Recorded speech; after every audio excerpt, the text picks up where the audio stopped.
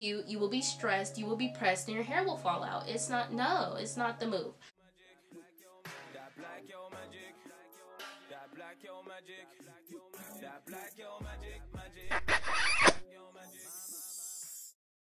Hi guys, welcome to my channel. My name is Tamaya and I'm back again with another video. So as you can tell by the title down below, we are going to be talking about how to get into any college that you want to, or the college of your dreams, by using these tips that I have for you guys, and then understanding my experience and being able to compare it to, you know, what you're doing, or to learn from my mistakes and stuff like that. So without further ado, let's get into the video.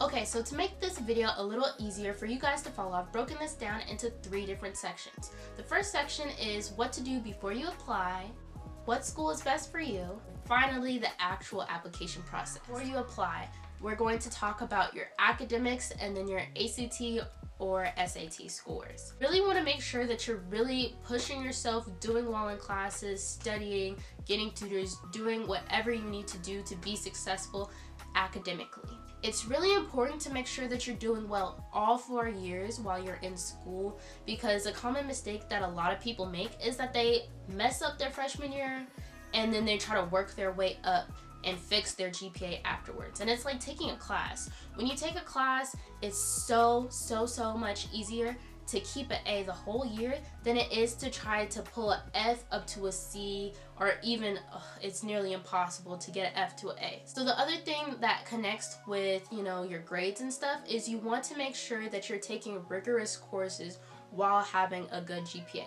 My GPA when I was in high school was like a 3.5 GPA, which isn't perfect like a 4.0, but it looks a lot better considering I took honors courses and AP courses and a concurrent enrollment class, which gives you college credit while you're in high school, and you still get high school credit for the same class. The reason why you want to do this is because it looks better to colleges, because it's like, even though she didn't get a 4.0, she took, which I'm saying she because it's like me, but he or she took these courses and they were rigorous, so it makes sense that she didn't get, you know, a higher level grade or whatever. But if you can get that 4.0 with honors, AP, all those kinds of courses, you're on point.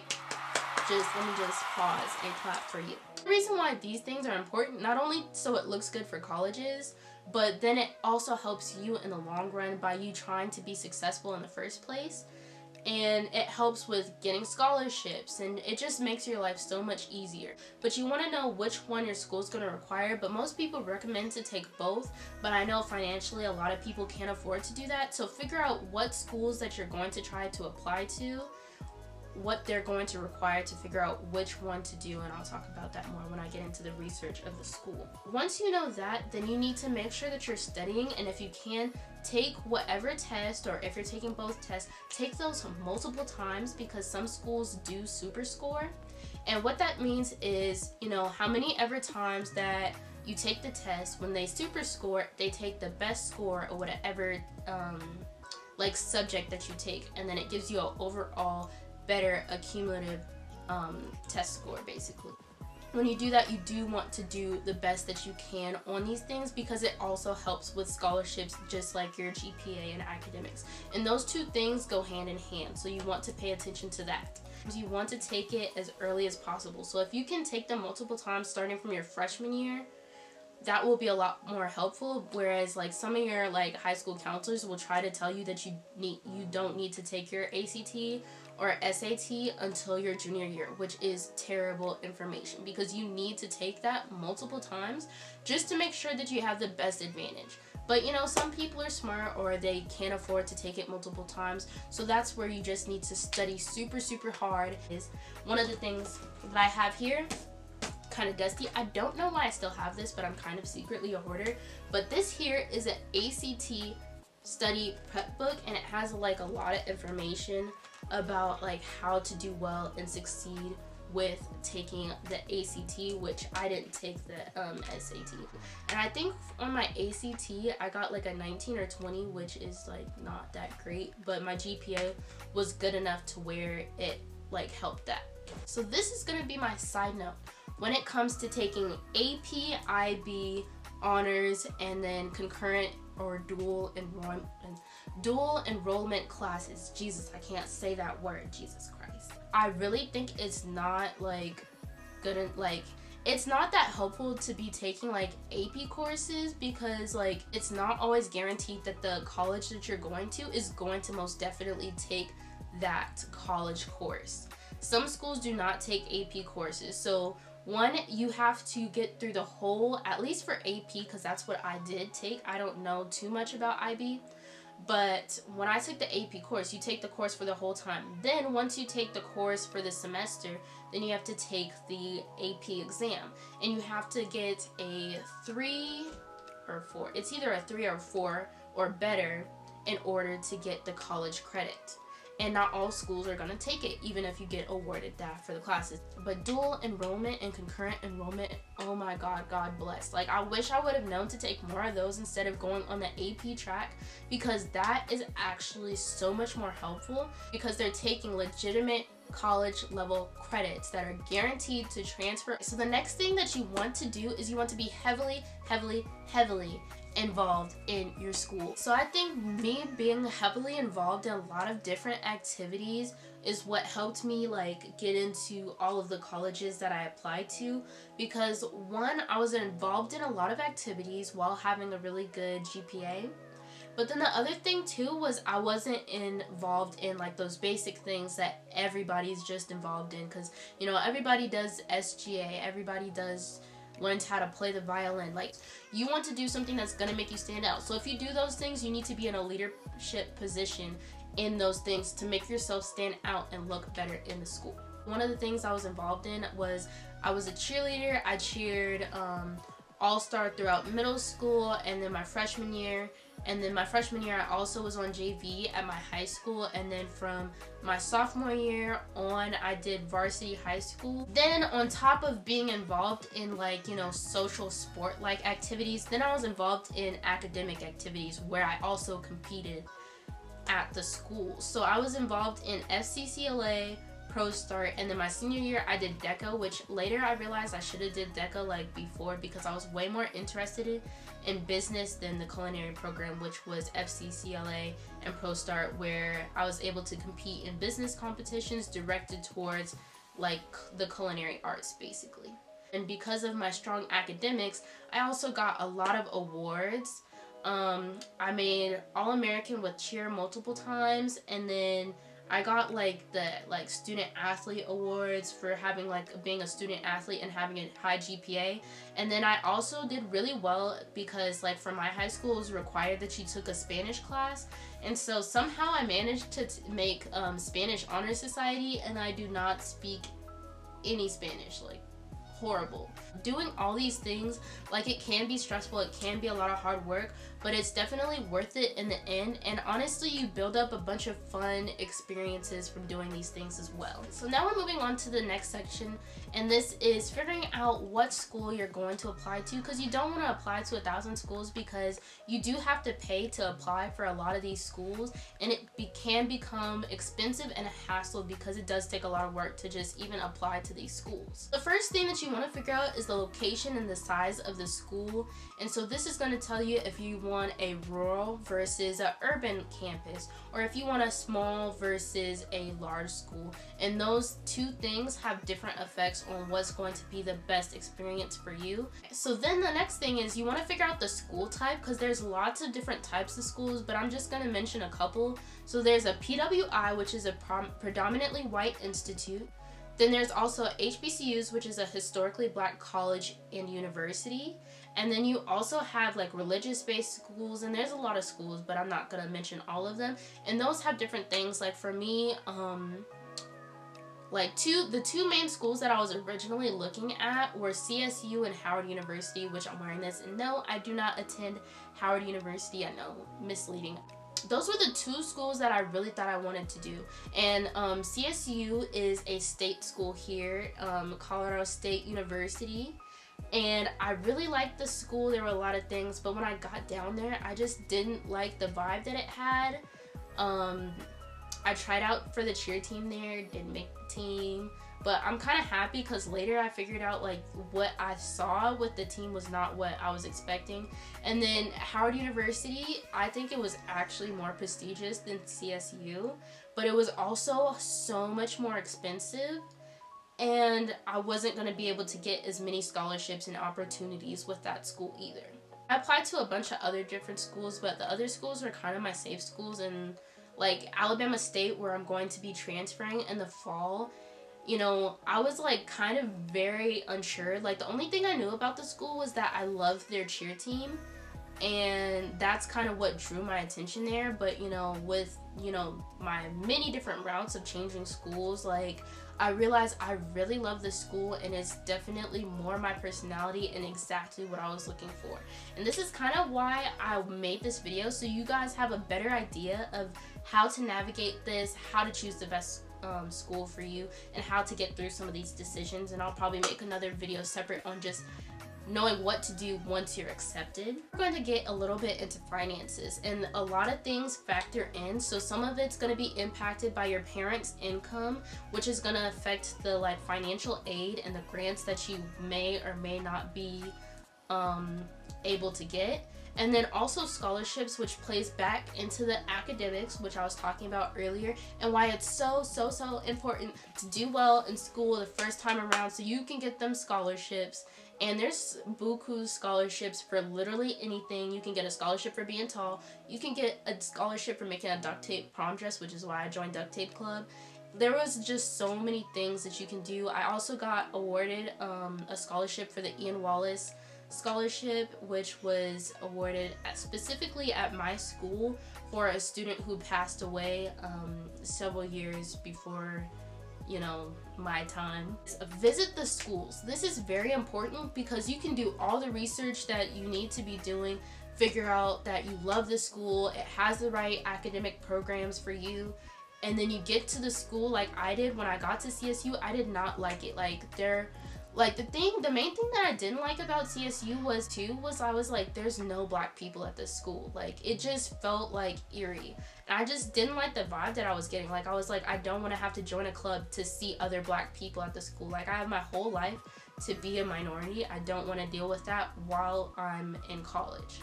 And so that's why eventually I decided that the HBCU was the best option for me, and that's how I ended up going the route that I went. So that's why it's important to really visit the college campus so you know what the campus is going to be like. You know, are the dorms dated? Do they look nice? Are the games fun?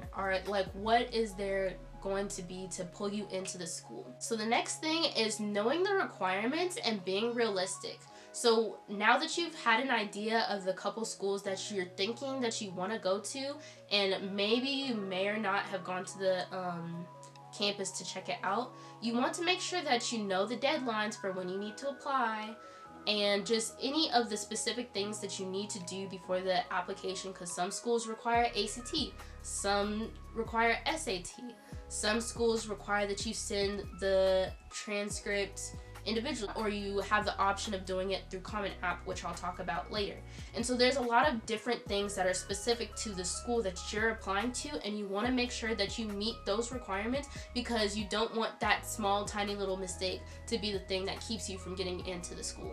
So the other thing is, have a major in mind. If you know your major that you kind of want to go into, then it helps you pick the school that's going to be best for you. But you also want to pick a school that is like broad and has a lot of options when it comes to the major, because more than likely you're probably going to change your major, you know, at least once you get to college, because what you think you're interested in might not be what you're interested in, or the requirements to get into that major and the stuff that you need to do to get into that school are way harder than what you expect. So the last thing is, do not let your high school counselor play you, because they really will. They don't always know the best advice, and I'll probably do another video on this, like a story time video, because my high school counselor was racist. And she was telling me that I was not going to get into school, the school that I wanted, with a 3.5 GPA. But I showed her, because you know what? Like you saw in this video, I got accepted into every school that I applied to. So don't let your high school counselor play you, because I've actually heard the same story from a lot of students that, you know, their counselor didn't help them, they told them the wrong things, and it discouraged them from applying to certain schools and doing certain things. So now that all of that is out of the way, then we are going to get into the actual application process. So the first thing that you want to do is have all your ducks in a row. Have your stuff together.